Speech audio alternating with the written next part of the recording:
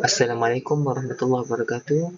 Pada hari ini saya akan membentangkan hasil kerja saya iaitu ketamadunan dan kebudayaan dan ketamadunan Melayu berkod CFT 1022. Bagi data saya, nama saya di mana Muhammad Dani Haikal bin Nordin. Saya berumur 21 tahun. Tarikh lahir saya adalah 9 Ogos 2003. Saya berasal dari negeri Kelantan. Saya berbangsa Melayu, beragama Islam. Hobi saya adalah bersukan dan menyanyi.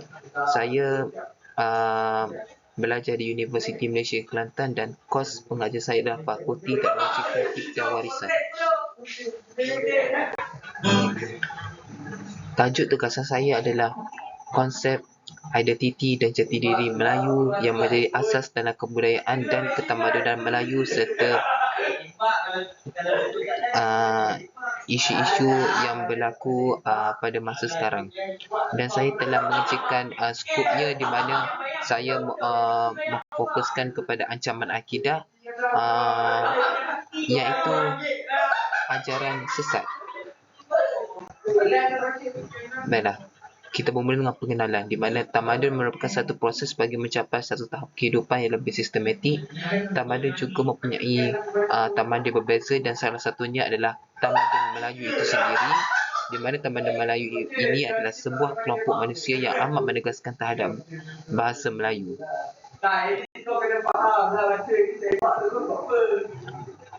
Penyataan masalah saya adalah isu-isu yang berkaitan dengan ancaman akidah, iaitu ajaran sesat, di mana ajaran sesat ini dapat memasukkan akidah umat Islam di dunia, terutamanya di Malaysia.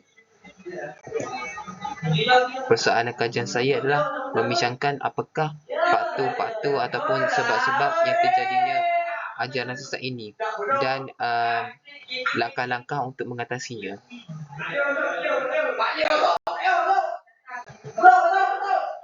Metodologi kajian saya menggunakan dua kaedah, iaitu kaedah bahan ilmiah dan juga kaedah internet. Analisis kajian saya terbahagi kepada tiga, di mana iaitu spesifikasi, faktor-faktor dan juga langkah-langkah. Analisis kajian saya ini adalah memfokuskan kepada analisis kajian ajaran sesat ataupun tajuk umumnya ancaman akidah.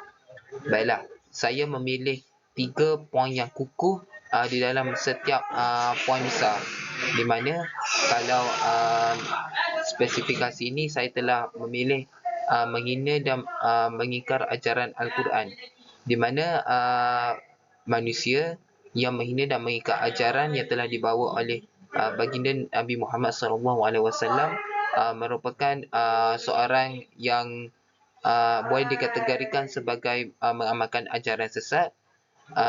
Perkara ini pernah terjadi di satu tempat di Malaysia, di mana ia telah wujud satu pegangan ajaran sesat, iaitu adanya agama Bahai dan juga Qadiani.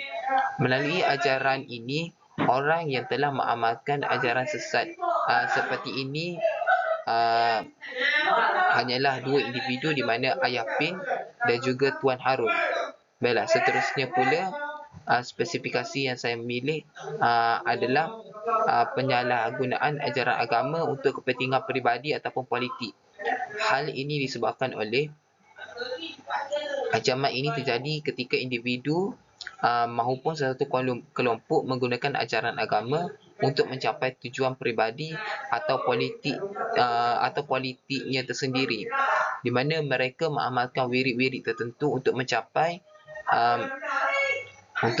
makom tertentu, adalah sesuatu spesifikasi ajaran sesat yang merupakan ancaman akidah.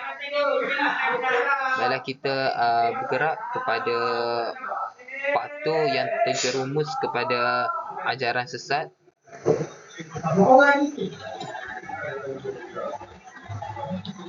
Baiklah, faktor yang pertama, faktor yang telah saya memilih adalah unsur negatif, di mana unsur negatif dari media massa itu sendiri merupakan faktor ataupun asbab yang boleh membawa ke arah ancaman akidah, terutamanya ajaran sesat.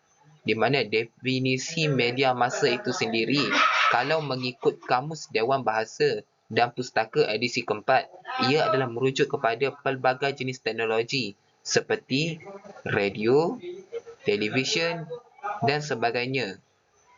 Teknologi-teknologi ini bertujuan untuk mencapai sejumlah besar pengguna media massa. Hal ini demikian kerana media massa juga merupakan satu jalan alternatif yang cepat di mana manusia-manusia dapat menyampaikan maklumat secara cepat, tepat dan terperinci, kerana ia memainkan peranan yang penting di dalam setiap kehidupan manusia, terutamanya pada era globalisasi ini. Setiap media mestilah ataupun haruslah memainkan peranan tertentu dengan sewajarnya mengikut dasar kerajaan untuk mendidik masyarakat, terutamanya masyarakat di Malaysia, agar jati diri dan identiti dapat dikekalkan.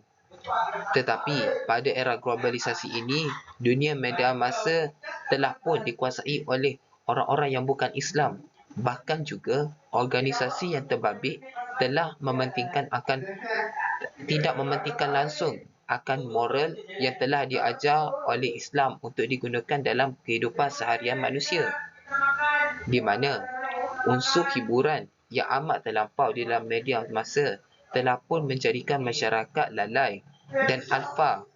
Perkara ini sedikit sebanyak telah mempengaruhi pemikiran masyarakat, di mana mereka tidak perlu lagi menuntut ilmu secara berlebihan, lebih-lebih lagi ilmu tentang pendidikan Islam.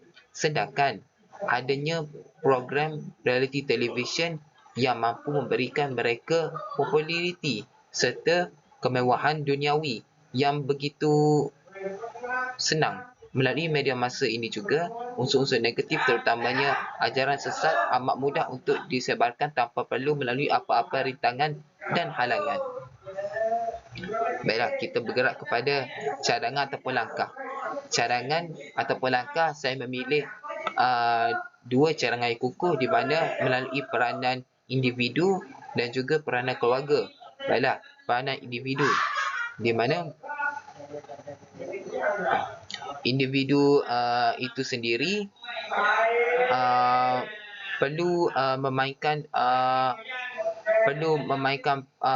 peranan di dalam kehidupan seharian, di mana individu itu sendiri boleh menuntut ilmu pendidikan Islam dengan lebih mendalam. Sebagaimana telah pun diberitahu di dalam Al-Quran bahawasanya ilmu adalah cahaya ataupun penyuluh dalam kehidupan seseorang manusia itu. Di dalam Al-Quran, firman Allah Subhanahu Wa Taala, katakanlah lagi kepadanya, adakah sama orang-orang yang mengetahui dengan orang-orang yang tidak mengetahui? Sesungguhnya orang-orang yang dapat mengambil pelajaran dan peringatan hanyalah orang-orang yang berakal sempurna. Surah Az-Zumar ayat 39, juz 9. Baik, yang kedua, peranan keluarga, di mana keluarga merupakan satu organisasi yang besar dalam memainkan keluarga merupakan satu organisasi yang besar dalam mengekalkan identiti dan jati diri dalam diri suatu masyarakat, terutama di anak-anak, di mana ibu bapa boleh menerapkan nilai kasih sayang, menerapkan nilai pendidikan Islam dan memberikan pendidikan secukupnya kepada anak-anak. Baiklah, sebagai penutup, identiti dan jati diri manusia menjadi tonggak utama dalam melahir ataupun membentuk satu tamadun yang lebih berwawasan, terutama sekali tamadun Melayu. Dan hasil kajian yang saya perolehi merangkumi segala aspek dengan jati diri dan identiti tamadun Melayu seperti ajaran sesat dan amat berguna sekali untuk digunakan kepada semua orang.